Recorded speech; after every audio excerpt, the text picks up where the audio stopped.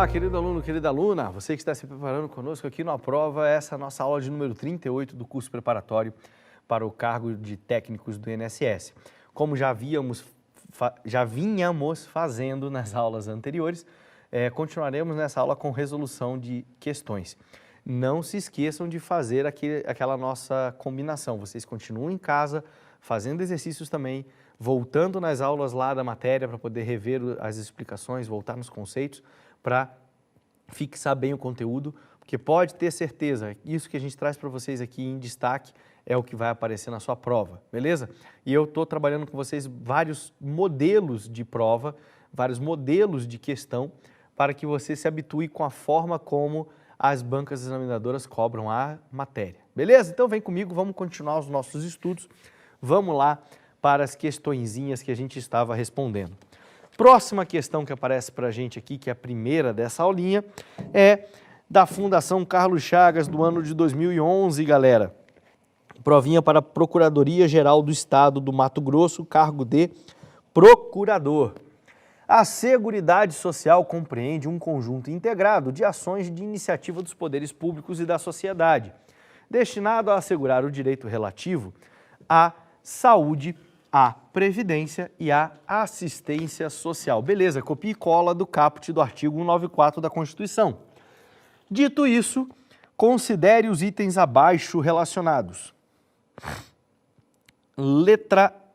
Afirmativa 1. Universalidade da cobertura do atendimento. Universalidade da cobertura do atendimento. Perfeito. Isso aqui é o quê?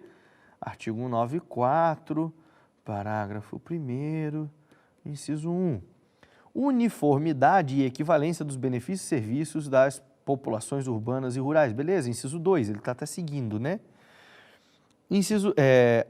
Afirmativa 3. Seletividade e distributividade nas prestações dos benefícios e serviços. Perfeito. É o inciso 3. Inciso 4. Afirmativa 4. Irredutibilidade do valor dos benefícios. Perfeito. Esse é o inciso 4 lá do parágrafo único do artigo 194. Afirmativa 5, caráter democrático e centralizado? Não, descentralizado. Da gestão administrativa com participação da comunidade, em especial trabalhadores, empresários e aposentados. Então, descentralizada. Então, esse daqui é o único que não bate. Esse aqui é falso, tá certo? Os outros 4 são verdadeiros. Ele pergunta assim, ó. Quanto aos princípios e diretrizes da Seguridade Social, estão corretos os itens? Bom, estão corretos todos menos os 5.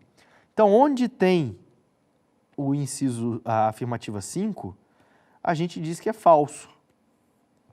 Certo? Certo. Sobrou a alternativa A. O 1, o 2, o 3 e o 4 são princípios da Seguridade Social. O 5 não é, porque ele fala em caráter democrático e centralizado, e ele é descentralizado. Beleza? Detalhezinho muito pequeno, questãozinha só para te pegar pelo cansaço. Prova da FCC do ano de 2006, Procuradoria-Geral do Estado de Roraima, cargo de procurador do Estado. O financiamento da Seguridade Social, incluindo a assistência social, e aí vem as afirmativas. É tripartite a cargo do poder público, das empresas e dos trabalhadores. Falso, porque o financiamento ele é também quadripartite. Todo mundo funciona junto. Mesmo que seja através de contribuição indireta. Tá bom? Seguindo. Letra B. Compete às empresas e aos trabalhadores, mediante as contribuições obrigatórias ao regime geral de previdência social. A gente já viu que há uma diversidade na base de financiamento, onde não apenas as empresas e os trabalhadores, mas várias outras fontes de contribuição. Então, essa afirmativa de que o financiamento compete exclusivamente, né, compete apenas às empresas e aos trabalhadores, está falsa. Consiste nas contribuições das empresas, dos segurados e na renda líquida das loterias federais? Falso também, não é renda líquida das loterias federais que gera contribuição, é o valor, é o movimento global das apostas de cada concurso, né? E tem outras contribuições também, não apenas essas. Letra D, compete à União com recursos respectivos orçamento fiscal. Falso, porque também não é exclusividade da União. Temos que ter participação da sociedade. E letra E, cabe a toda a sociedade, direta e indiretamente. O que ele queria era uma complementação do texto do caput do artigo 195 da Constituição, que fala exatamente dessa forma. O financiamento da Seguridade Social cabe a toda a sociedade de maneira direta e indiretamente. Tá bom? Artigo 195, caput da Constituição, gabarito letra E. Aí vamos entrar na próxima partezinha da nossa revisão, onde nós vamos abordar os benefícios do regime geral de previdência social. Primeira questãozinha que eu trago para vocês sobre benefício é uma provinha da ESAF do ano de 2010 para o Ministério do Trabalho e Emprego, para o cargo de auditor fiscal do trabalho, era da prova número 2, tá certo? Assinale a opção correta entre as assertivas abaixo,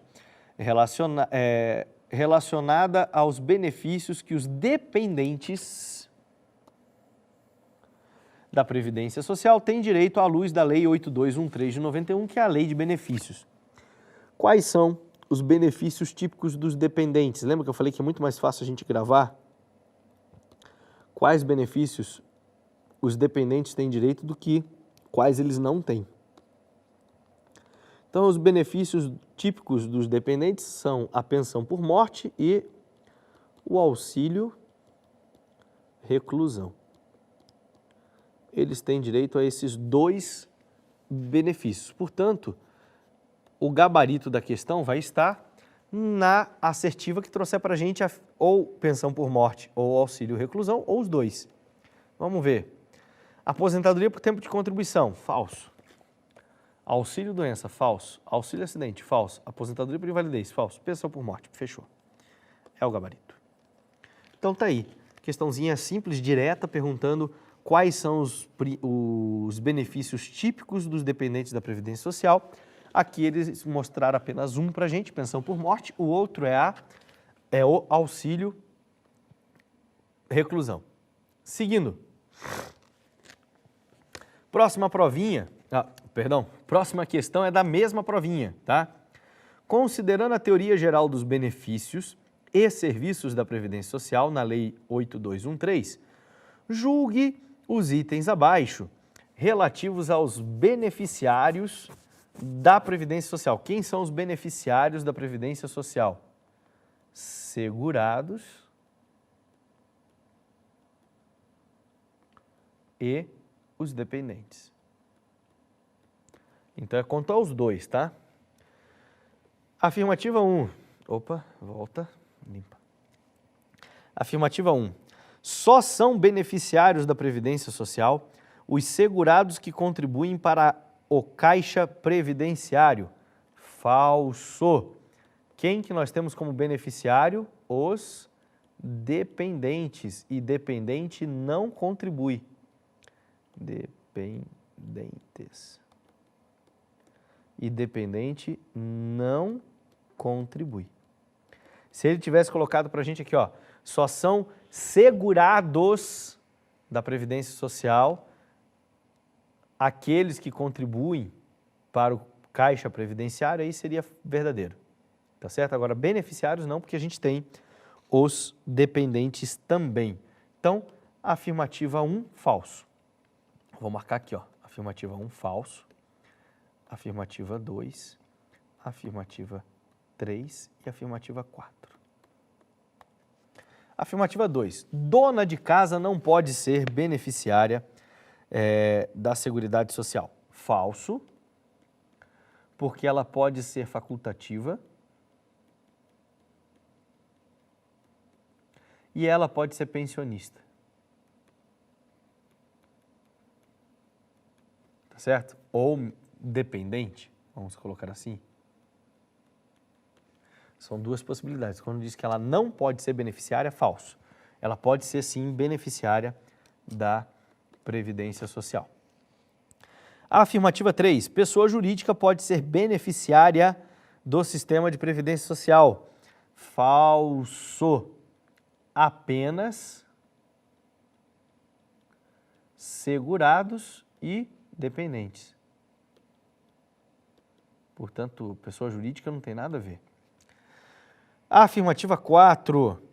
Só os dependentes que contribuem podem ser beneficiários. Meus queridos, dependente não contribui. Tá certo? Dependente não contribui. O artigo 11 da Lei 8212, que é a lei de custeio, não elenca a contribuição de dependente como sendo uma das fontes legais orçamentárias do RGPS. Caso um dependente venha a contribuir, ele vai se tornar segurado. Então, ele vai fazer parte do regime tanto quanto como segurado, como quanto dependente. Mas pela condição de dependente, não há contribuição. Tá certo? Então, qual que é o gabarito? Todas elas estão incorretas. Todas as afirmativas são falsas. Gabarito letra D. Tudo falso. Beleza? Próxima questãozinha.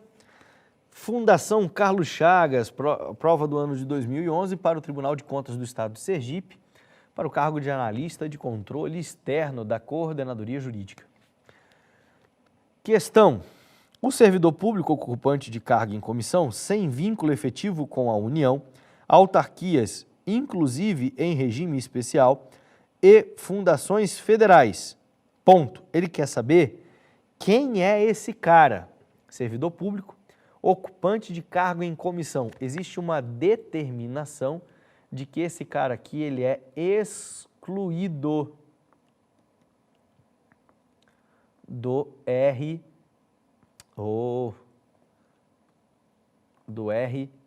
RPPS, tá certo? Ele só vai poder fazer parte de RPPS se ele for ocupante também de cargo público por efetivo, né? Por concurso, se ele for concursado, tá? E aí o cargo que ele ocupa fizer parte de um RPPS, e aí concomitantemente ele estiver exercendo um cargo em comissão de livre nomeação, livre exoneração, ele vai fazer parte de RPPS. Caso contrário, o servidor público ocupante de cargo em comissão de livre exoneração e livre nomeação, ele é até proibido de participar dos RPPS. Então, portanto, ele acaba sendo segurado obrigatório de quem? Ele é segurado obrigatório do RGPS. E de acordo com o artigo 11 da 8213 e com o artigo 12 da 8212, ele é segurado obrigatório na condição de empregado, mesmo sem vínculo empregatício efetivo com a União, autarquias e assim por diante. Então, a gente tem que procurar essa opção aqui, ó, que diga, a alternativa correta é a que diz que o cara é segurado obrigatório do RGPS na condição de empregado. Então, olha lá. É segurado obrigatório da Previdência Social como trabalhador avulso? Falso. Como empregado. Letra B. Não é segurado? Falso. Letra C. É segurado facultativo? Falso. Letra D. É segurado obrigatório da Previdência Social como contribuinte individual? Falso. Letra E. É segurado obrigatório da Previdência Social na qualidade de empregado? Fechou. Essa é a alternativa correta. Justificativa do gabarito. Artigo 11, inciso 1, a linha G da 8213 ou artigo 12 da 8212. Tá certo? Inciso 1, a linha G. Beleza? Esse é o gabarito. Próxima questão. Provinha elaborada pela FCC, Fundação Carlos Chagas, do ano de 2012, para o Tribunal Superior do Trabalho para o cargo de analista judiciário da área judiciária. São beneficiários do regime geral da Previdência Social na condição de dependente do segurado. Beneficiários do regime geral da Previdência Social na condição de dependentes do segurado. Ele está falando de quem, galera? Artigo 16 da 8213, inciso 1, inciso 2, inciso 3. É isso que ele quer saber. Os ascendentes até o 3º grau, desde que comprovada a dependência econômica? Não. Os ascendentes seriam meus pais, meus avós, meus bisavós? Não. Os ascendentes que entram na lei aqui no inciso 2 são apenas os pais. Até o 3º grau, não. Letra B. O irmão, até completar 18 anos ou inválido independente da comprovação de dependência econômica. Um monte de coisa errada. O irmão, primeiro, não é até os 18, é até os 21, tá? Ou inválido. Aí tudo bem. Independentemente de comprovação? Não. Dependendo da comprovação econômica. Tá bom? Então, tudo errado aqui quando ele falou. O menor tutelado, letra C, independentemente da comprovação de dependência econômica. O menor tutelado, ele é equiparado a quem? Ele é equiparado a filho. Portanto, ele entra lá no inciso 1, tá? Na primeira classe de dependentes, beleza? Só que, diferente da galera da primeira classe, o menor tutelado e o enteado, eles precisam de comprovação da dependência econômica. Então, isso aqui é falso, tá certo? Não é o gabarito. Letra D, o cônjuge e a companheira, desde que comprovada a dependência econômica. Falso. Aqui cabe o independentemente. Independentemente. Aqui cabe. Letra E é o gabarito. Por quê, professor? Todas as outras foram falsas? O filho não emancipado, inválido, independentemente de comprovação de dependência econômica. Perfeito. O filho que não é emancipado, sendo inválido, independentemente de comprovação de dependência econômica. Perfeito. Letra E é o nosso gabarito.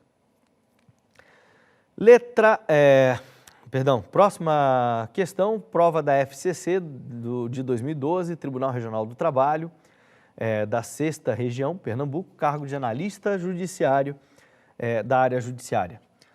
Nos termos da Lei 8213 de 91, não são beneficiários do regime geral de previdência social na condição de dependentes do segurado. Então ele quer saber quem não é, tá? Os seus pais, os pais são, artigo 16, inciso 2. Então, não é o gabarito, ele quer quem não é. O irmão inválido de 30 anos, independente da idade, o irmão inválido vai estar dentro. Ele está lá no rol, no artigo 16, inciso 3, tá? Da 8213. Letra C, seu irmão não emancipado menor de 21 anos, também está lá no artigo 16, inciso 3. Letra D, o companheiro que mantém união estável, beleza, ele está lá no artigo 16, inciso 1. E letra E, que é o nosso gabarito por exclusão, o enteado menor, ainda que não comprovada a dependência econômica ao segurado. Ainda que não comprovada, teria que ser comprovada a dependência econômica ao segurado. Tá certo? Então, gabarito letra E, que traz a informação mais completa. FCC 2012, prova para o INSS para o cargo de perito médico previdenciário. Os beneficiários do regime geral de previdência social classificam-se como segurados e dependentes. Perfeito. Nos termos da legislação previdenciária, é correto afirmar que é segurado obrigatório o maior de 12 anos que se filiar ao regime geral de previdência social mediante contribuição. Falso. O artigo 7º, inciso 33 da Constituição Federal de 88, veda, proíbe o trabalho do menor de 16 anos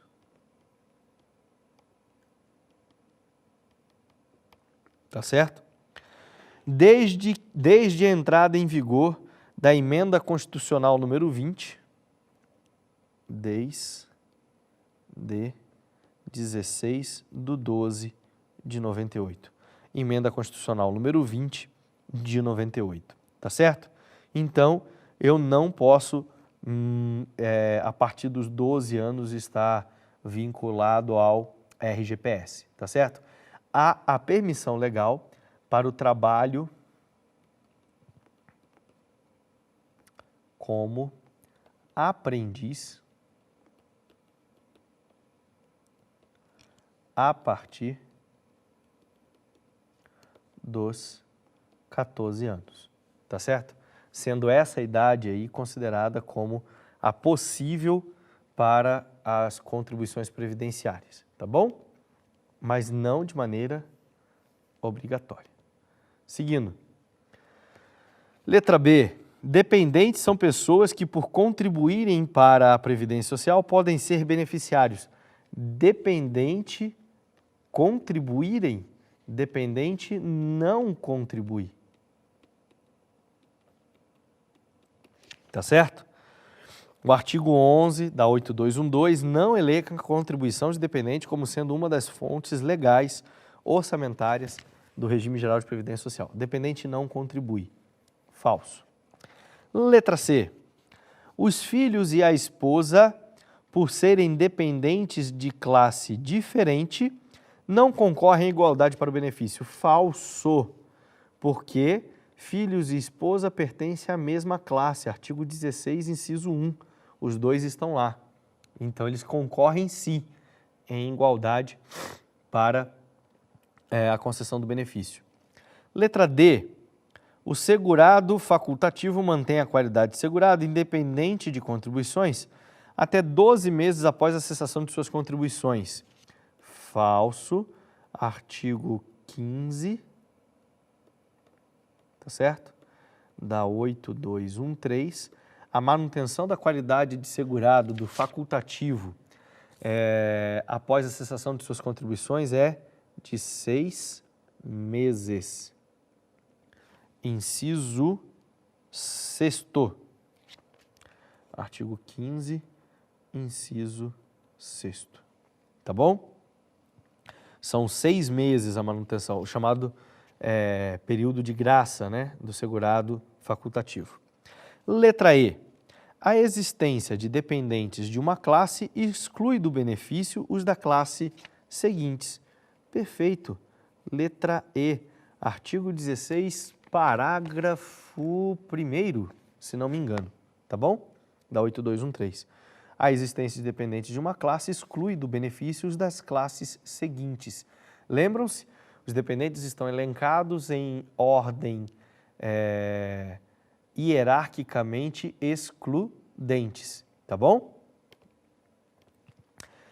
Próxima questãozinha, prova da CESP, do dia 8/9/2013, para o Ministério do Trabalho e Emprego, auditor fiscal do trabalho. Provinha recentíssima. As próximas questões serão dessa prova. Indivíduo que exerce de forma autônoma a atividade de contador, devidamente reconhecida pelo órgão de classe, é considerado, de acordo com a legislação previdenciária, segurado facultativo. Falso, falso, falso. O autônomo, ele é segurado obrigatório na condição de contribuinte individual. O contador, o médico, o advogado, o engenheiro, o dentista e assim sucessivamente. É autônomo, explora atividade econômica, ele é segurado obrigatório na condição de contribuinte individual. Beleza? Próxima questão da mesma prova. O bolsista que se dedique em tempo integral à pesquisa, em curso de especialização, pós-graduação, mestrado ou doutorado no Brasil ou no exterior, desde que não esteja vinculado a qualquer regime de previdência social, será considerado segurado obrigatório do RGPS. Afirmativa errada. Ele pode ser facultativo. Tá certo? Artigo 11, inciso 8 do Decreto 3.048 de 99. A resposta está lá. Lembre-se que eu falei para vocês, deem uma lida boa no decreto, porque o decreto traz complementações aos conceitos que nós vimos, então, principalmente aí dos dependentes, principalmente com relação aos segurados obrigatórios e facultativos. O decreto traz rolos exemplificativos das categorias que se enquadram como obrigatório, como facultativo, enfim, elucida bastante o estudo, facilita muito, tá bom? Então, deem uma lida no decreto sempre que possível. Próxima questão, também na mesma prova, a proposição é a seguinte: apesar de integrarem a segunda classe de dependentes, os pais poderão fazer jus ao recebimento da pensão por morte desde que comprovem a dependência econômica do segurado a eles, ainda que existam dependentes que entreguem a primeira classe. Tudo errado. Tudo errado. Por quê? Primeiro, a dependência econômica é dos pais para com o segurado, não do segurado para com os pais. É o inverso, tá? E, segundo, ainda que existam dependentes integrantes da primeira classe, não, é excludente, ordem hierárquica e excludente. Então, se tiver alguém na primeira classe, a galera da segunda classe dançou, tá? Então, tudo falso nessa afirmativa. Próxima questãozinha, também da mesma prova, tá? O companheiro e a companheira, desde que comprovem a existência de união estável, integram o rol de dependentes da primeira classe, o que lhes permite receber pensão por morte ou auxílio reclusão, conforme o caso. Perfeito. Copia e cola do conceito do artigo 16, inciso 1 da Lei 8213 e também com relação aos benefícios típicos dos dependentes, pensão por morte e auxílio reclusão. Afirmativa certa. Próxima questãozinha, a última dessa nossa sequência. A Constituição Federal, ao determinar os objetivos que devem nortear a Seguridade Social, estabelece a uniformidade e equivalência dos benefícios e serviços das populações urbanas e rurais, excluindo a partir de então a situação de discriminação em que se encontravam os trabalhadores rurais com relação à Previdência Social, notadamente os que trabalham por conta própria e com o auxílio de seu grupo ou com o auxílio de seu grupo familiar. Passando. Dadas as especificidades destes trabalhadores, a legislação previdenciária instituiu um novo tipo de segurado obrigatório para o RGPS, o segurado especial. Com relação ao segurado especial, assinale a opção correta. Então, ele quer saber o que disso aqui se adequa ao segurado especial. Letra A. O exercício de mandato eletivo de dirigente sindical de organização da categoria dos trabalhadores rurais descaracteriza a condição de segurado especial, caso o referido dirigente obtenha por meio dessa atividade ajuda de custo. Falso.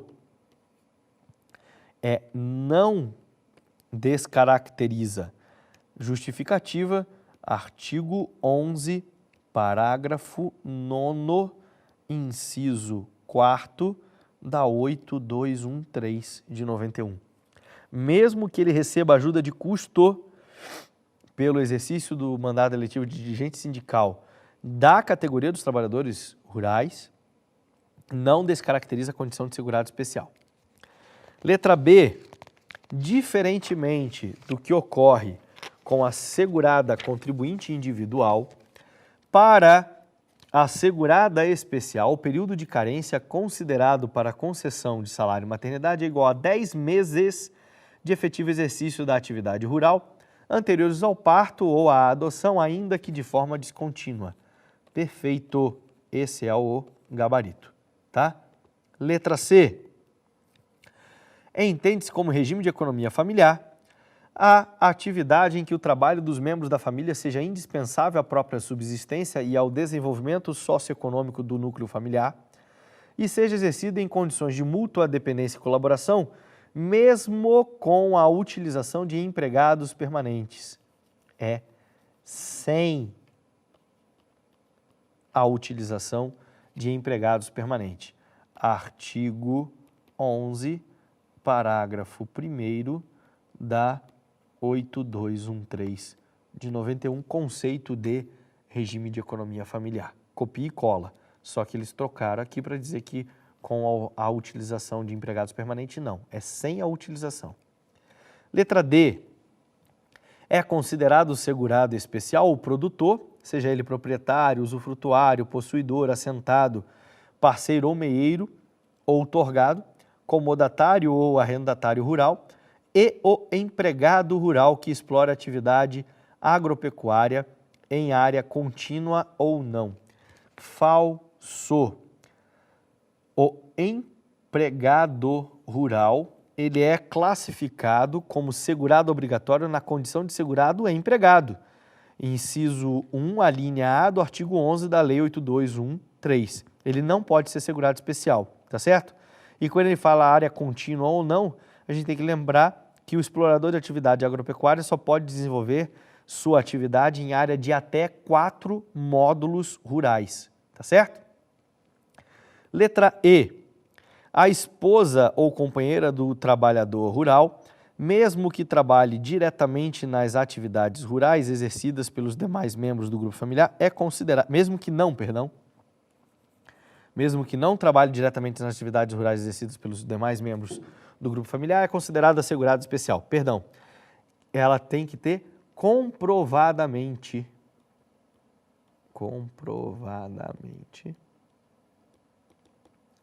trabalhe nas atividades de acordo com o artigo 11, inciso 7º, a linha C. Então, para que a esposa ou companheira do trabalhador rural seja considerada também como segurada especial, ela tem que comprovar o efetivo exercício da atividade como segurada especial. Belezinha, galera? Com isso a gente vai encerrando essa nossa aula de número 38. Na nossa próxima aula continuaremos as nossas resoluções de questões e nos preparando aí para a reta final do curso para a preparação para a sua provinha. Beleza, galera? Um forte abraço, bons estudos e até a nossa próxima aula. Valeu, até lá. Tchau, tchau.